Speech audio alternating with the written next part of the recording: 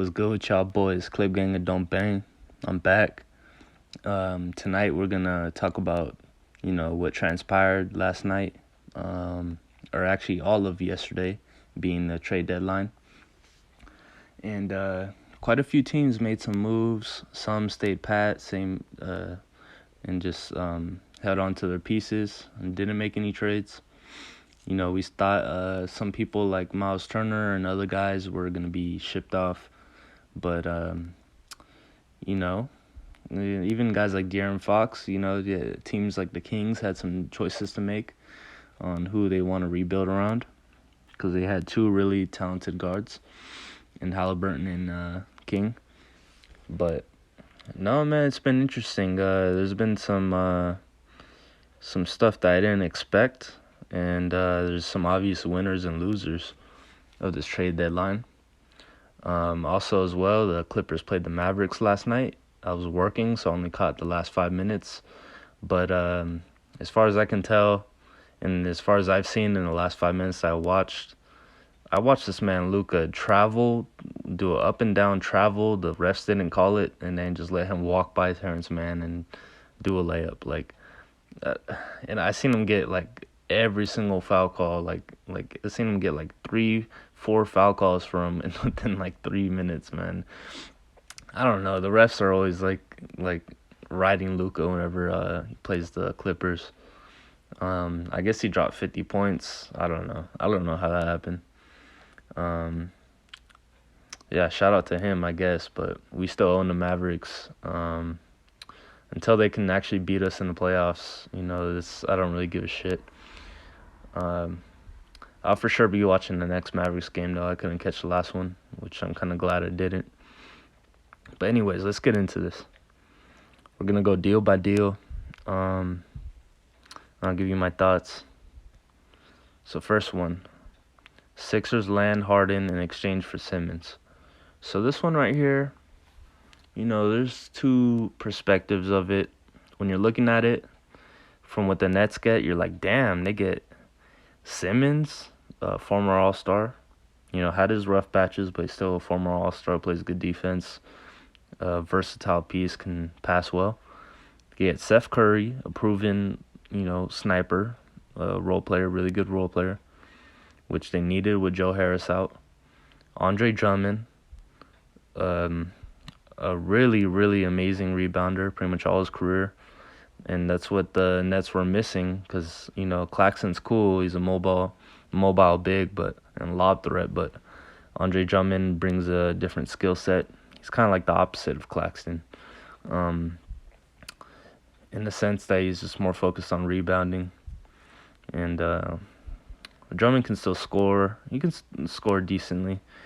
But yeah, and then they also get 2 first-round picks. Probably late first-round picks being the Sixers because the Sixers are good, so I'm assuming they'll be late as far as the 2022 first-round pick.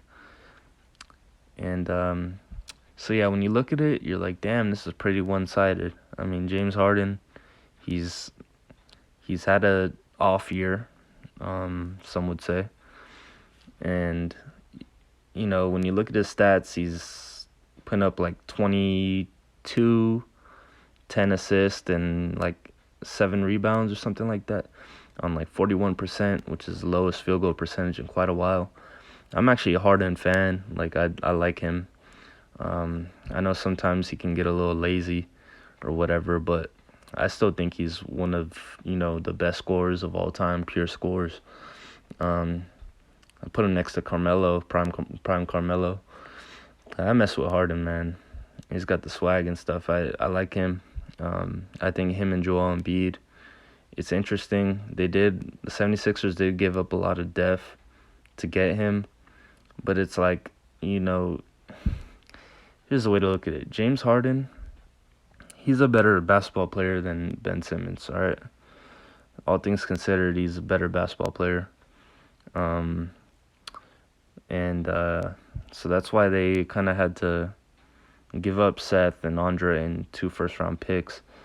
I think the Nets gave up a little, or the 76ers gave up a little much, but Embiid, he's a injury-prone guy.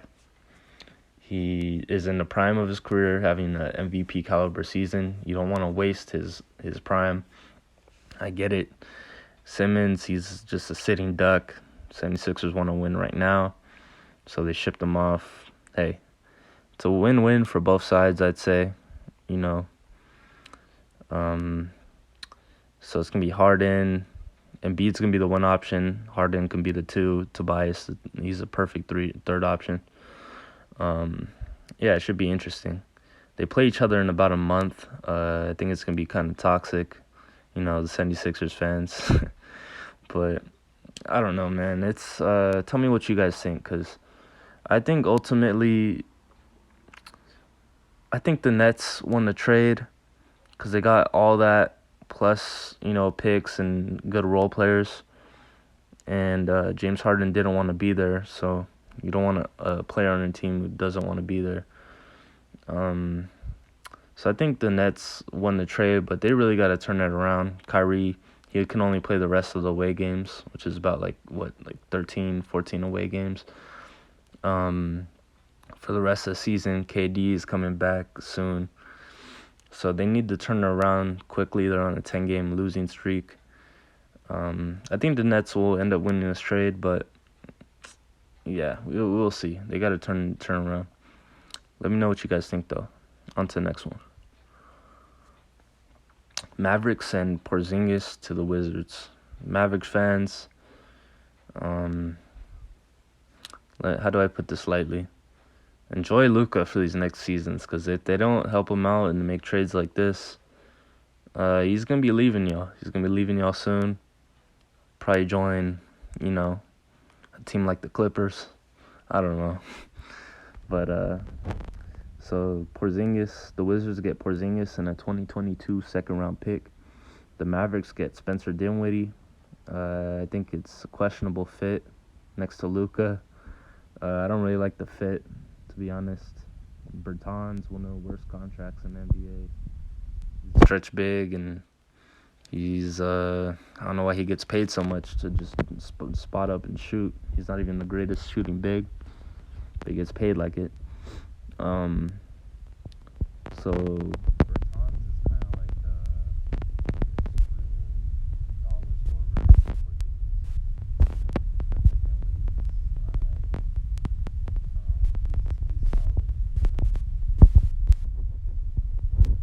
I don't like the fit. I don't think this is a needle mover. In fact, I think it'll probably make the Mavericks worse. You guys should have just traded Porzingis to us, and we would have gave you something equal in value to Dinwiddie and Bertans, because it's not a great package to get in return. I'd say Wizards won this trade. And Porzingis, I believe he's 25 or 26. He's still, relatively young. So I don't really get it for the Mavericks. I don't get it. I'd say Wizards won this trade. Let me know what you guys think, though, if you have a difference of an opinion. Next one. Celtics acquired Derek White from the Spurs. Okay. So Celtics, they get Derek White, solid player, really solid. I believe he's putting up 15 and 5 or something for the season. He's a good guy. Either coming off the bench or starting, I think he can see some shine for the Celtics. He can finally play on a bigger market now and showcase more of his skills. I like Derek White. I think he's solid. They sent Josh Richardson. Josh Richardson, he's a good role player, but I believe his contracts, he's getting paid a little bit more than he's worth. His production has dropped since he was on the Heat.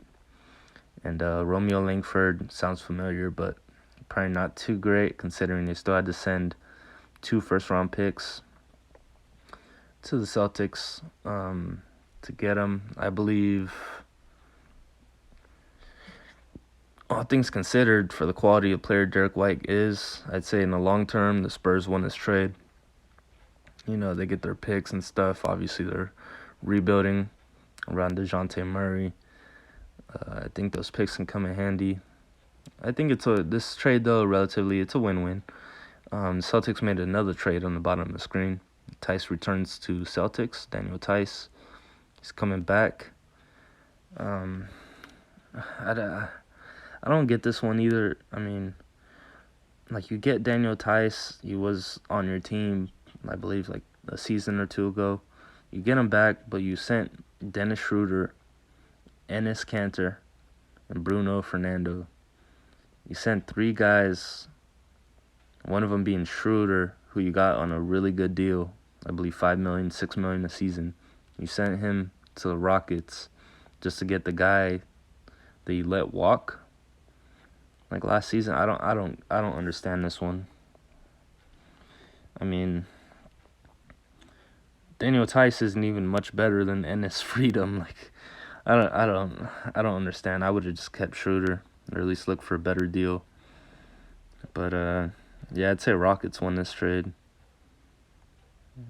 The Celtics made some questionable moves. I guess they got Tice and Derek White. I really don't know what to think about that, though, because, I mean, solid. Daniel Tice is solid, but I wouldn't throw Schroeder in there. Yeah, I don't know. Let me know what you guys think. The Celtics, they make some weird moves sometimes. The Bucks get Ibaka in a 14 trade. All right, so this one's our team. Clippers were involved in this one. Unexpected, to be honest. I don't think it really makes much sense for us in the present. We kind of needed a big. I was hoping we'd get a big or a good backup point guard on the trade deadline, but we don't really make too much moves. So the Bucks get Serge Ibaka from us. They get a second-round pick from the Kings, a second-round pick from Detroit, and they get cash from us, being the Clippers. And then we get Rodney Hood. Let's be honest, he's an average role player and sharpshooter. Semi Ojeleye. I've heard of him before. I heard he's a tank, like 230, 40 pounds. Forward. I really don't know. We're already stacked at forward, so it doesn't make much sense to me. We're kind of lacking in center and point guard. But whatever. I just don't know what to think. The Kings get Dante DiVincenzo. Really solid role player. He was instrumental in the Bucks championship last season. Plays good defense. Smart player. Josh Jackson. A solid role player too. He was the 4th overall pick, I believe, like 4 seasons ago. Kind of emerged as a better player in Detroit, better scorer. He's actually from San Diego native. Shout out to him. They gave Trey Lyles and a second-round pick from Detroit. And the Pistons get Marvin Bagley III. All right, so this one's interesting. Let me break it down. The Bucks get Serge Ibaka from us and 2 second-round picks. Serge Ibaka, I believe that was a good acquisition for them. He had some really great moments for us. I believe we should have kept him, or at least trade him for something better than Rodney Hood and Semi Ojeleye. I don't like this one for us. And we had to give up cash. I don't know why they did this. The obvious winner are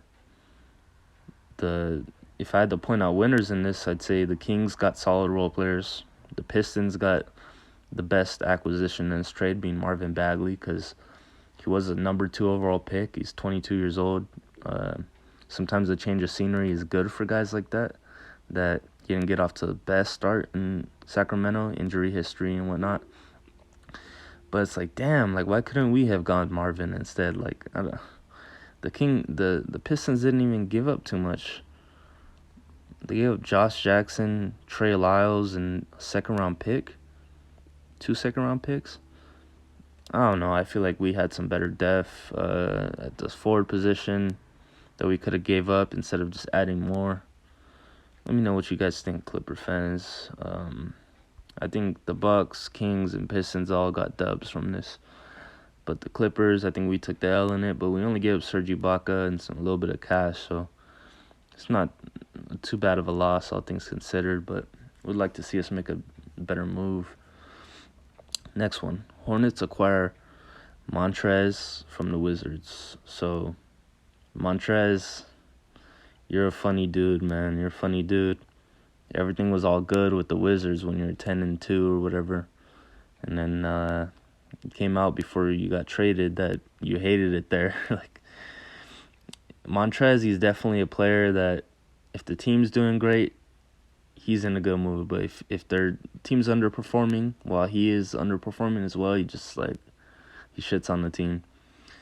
Montrez to the Hornets, and the Hornets give up Vernon Carey Jr.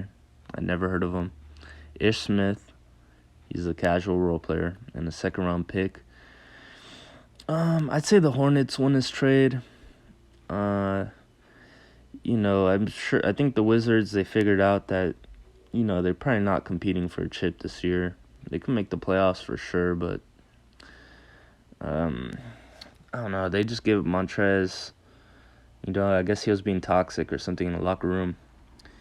And so Montrez, let's think about this. So he's going to be in the second unit, I'm assuming. Maybe starting. I don't know.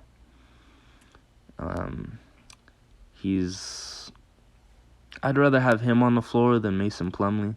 Here's the thing that with Montrez is that in the playoffs, he becomes unplayable because he's 6'7". He's got a unique offensive skill set, being he's faster than most bigs. He has a really wicked inside game and high energy guy. His defense, though, and rebounding is not great. Teams will scheme and take advantage of it pretty regularly. Montrez, like I said, too, his attitude swings like a pendulum because depending on how good the team is at the moment, he very well could be toxic in the Hornets locker room as well. But, no, I'm rooting for him. Besides that bitch-ass move when he tried to ring chase on the Lakers, it's kind of like a revenge thing on the Clippers. I think Montrez is a solid dude. He should have never left us, though. He could have became a legend down with the Clippers. I mean, he gave us some memorable years, but overall, I mean, he hasn't been the same since the Lou Will Trez days. You know what I mean? Like, that was when he had some sauce. And he won 6-man, and the Lakers fans kind of shitted on him, booed him, and benched him and stuff. He wasn't played in the playoffs. Just kind of messing with his stock and value. But yeah, overall, I think the Hornets won this trade as far as competing for right now, because Montrez, he could be serviceable in the second unit, give him some buckets. Don't expect him to play defense, though. Don't expect him to play defense. Let me just say that. So let me know what you guys think about this one, too. Next trade. So the Suns get Torrey Craig and some cash, and the Pacers get Jalen Smith and a second-round pick. I'd say the Pacers won this one. Jalen Smith, I believe, is a first-round pick not too long ago. And all they had to give up was Torrey Craig. I don't know why the Suns didn't just keep Jalen Smith in their pick. They're better off not making this trade. We'll zoom past this one, but I believe the Pacers won it. The Magic land Bobo and PJ Dozier from the Celtics. And they get a second-round pick and some cash. I believe the Magic won this trade. Another questionable trade from the Celtics. I mean, they're just trying to dump some guys off their roster. Bobo, I believe he's hurt. PJ Dozier, I haven't heard about him that much in recent years, but not much to think about this one. Not much of a winner or loser. I believe the Magic, they get a talented prospect in Bobo, but not much, nothing else from that. Then this one, the Suns get Aaron Holiday for straight up cash. The Wizards get some cash. Aaron Holiday, he's a casual role player. He can shoot, maybe give you some buckets off the bench. I think this one's good for the Suns. They could use a guy like him. It's not bad. I think the Suns won this one. And I believe this is the last trade I got. There were some other trades from the day before, but I'm just covering the one on the 10th, being the trade deadline day. This one, the Raptors get Thaddeus Young, solid backup center role player. He's been solid his whole career. Drew Eubanks, athletic guy, and a second-round pick. And the Spurs get Goran Dragic and a first-round pick. I believe giving up the first-round pick is a little much with it. It's probably going to be a mid first-round pick, depending on how the Raptors do next season, or finish off this season. And, I don't know much to think about it, because Goran Dragic, he didn't want to be there in Toronto. And I guess it's better to get something now than just waiting on it and paying him that much money. So, I don't know. I think it's a win-win for both teams. You get two solid role players and a pick, and the Spurs get Dragic for next season, but they're pretty much, I don't think they're going to keep him. But yeah, not much to say about this trade. Let me know what you guys think, though. Were you satisfied with what your team did on the trade deadline? You think you could have made some more moves? What do you think about the Clippers? What we did, sending off Serge. I was happy we got Powell, so that's good.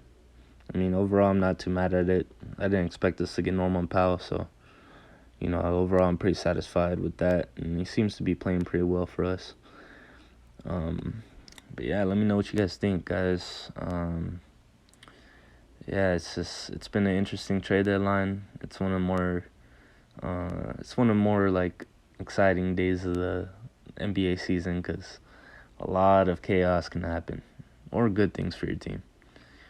Overall, though, I'd say the Pistons and the Nets are two people I thought, had the biggest dubs. Pistons getting Bagley, and the Nets getting all those guys, and Simmons.